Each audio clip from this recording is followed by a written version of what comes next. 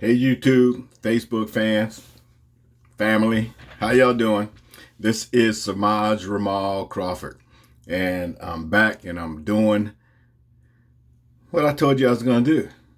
I am going to be talking about this whole picture, which is an image of the Allegory of the Cave by Plato from the book Plato's Republic, Book 7.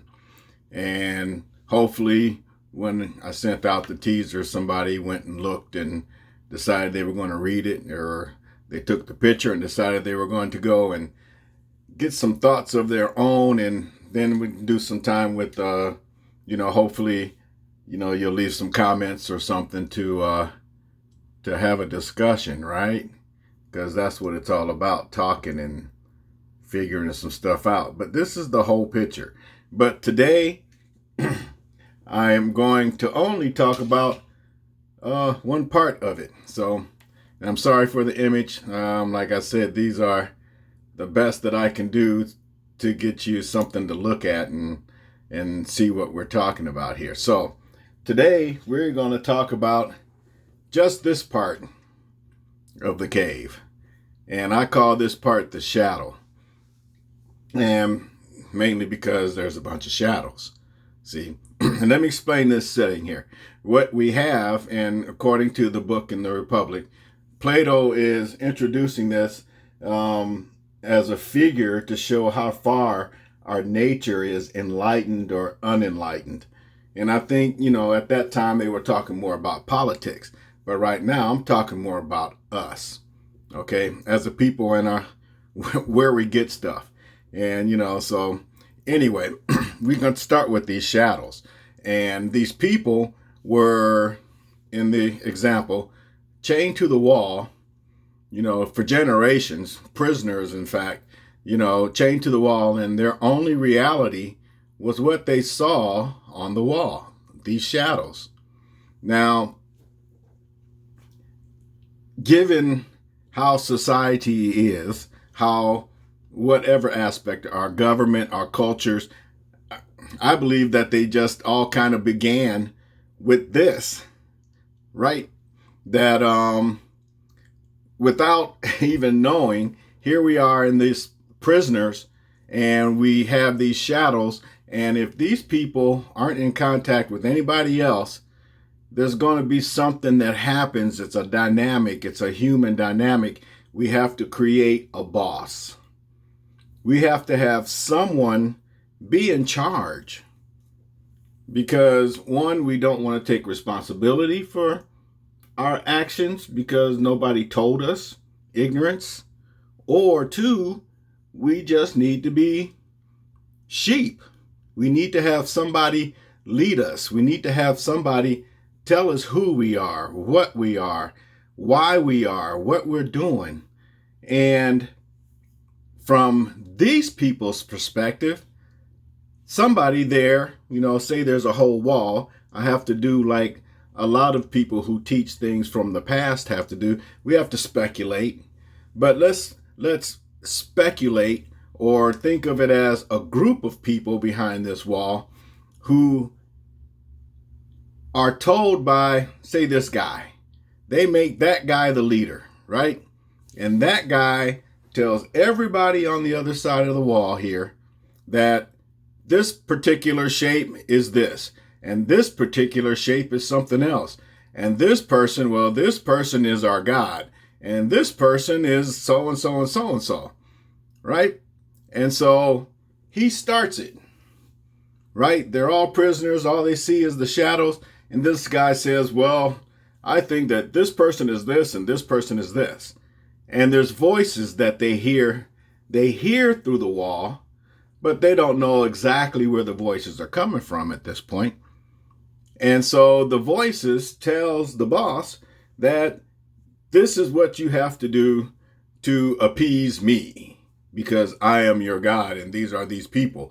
And so this person tells all the people that this is how it's going to be done, because the shadow, which we now know and hold as sacred, has told me. And so now everybody is listening to this one guy with his perspective and his understanding from his God, and they all believe that way. Is it true? To them it is. It is their truth and it is their understanding based upon not just their perspective, but from what the boss tells them, what's right, what's wrong, and that becomes law, that becomes mandate, that becomes truth, because we learn from repetition and centuries and centuries of repetition and understanding and misunderstanding has created this culture, but only on this side of the wall and only with the understanding of the shadows.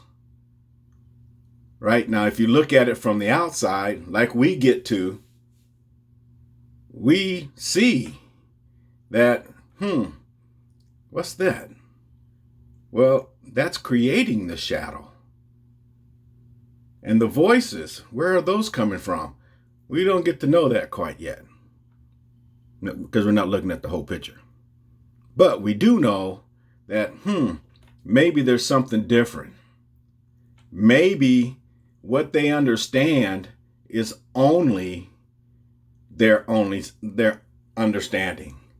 And that's the only understanding that they get because nobody's telling them different. And so they go on, generation after generation, telling the truth as far as they're concerned, and raising their children to tell their children, this is our truth. This is how it's supposed to be. This is how it has always been. And anything that's not this, it's not real. And I usually say but this time I say but. What if? Isn't that the question? What if this is not all we get?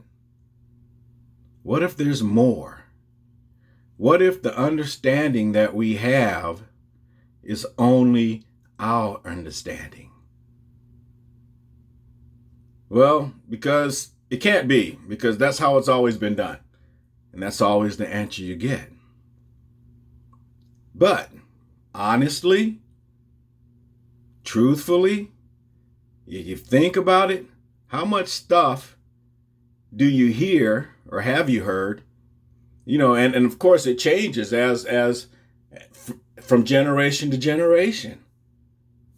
Of course, our generation now, our children and our grandchildren, they don't think the way we thought 25, 30 years ago. Why? Because the way this world is spinning, the way this world is moving, they have different experiences.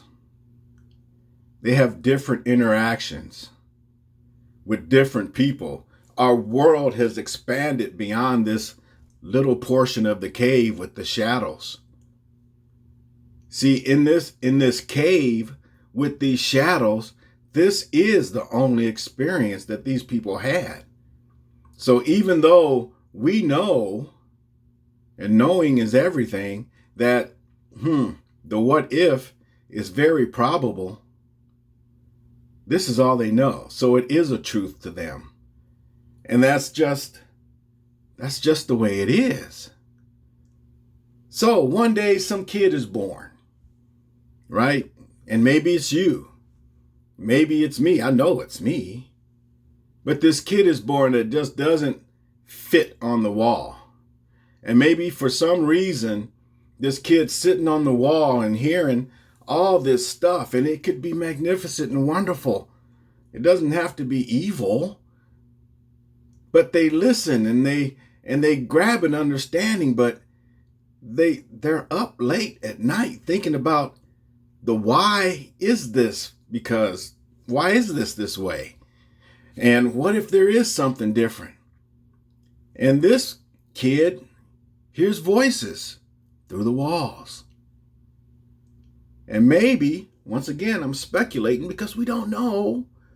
And nobody ever says, I don't know. They just speculate it into the truth. But I'm going to speculate into the possibility that maybe this kid is sitting on this side of the wall and he hears the voices too. And what this kid hears, he or she, is that there's something more. If these people would only look past the wall, if they could get past the wall, they might see something different that could change their whole lives, their lives and the people they come in contact with. And this kid keeps hearing this voice. And then one day, the kid escapes.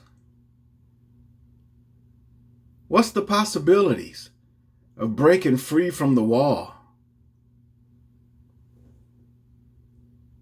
And a lot of people have broken free of the wall in their mind.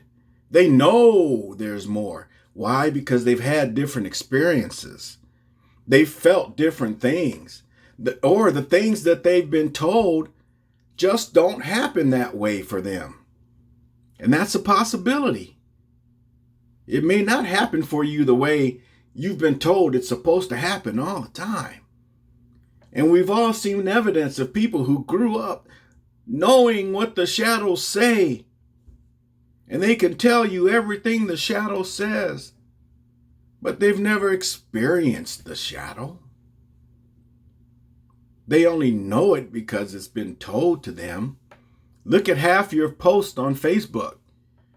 They're just opinion, not based upon experience or based upon some intimate interaction with anything. It's just their opinion. They're allowed. But really, how many opinions are we listening to?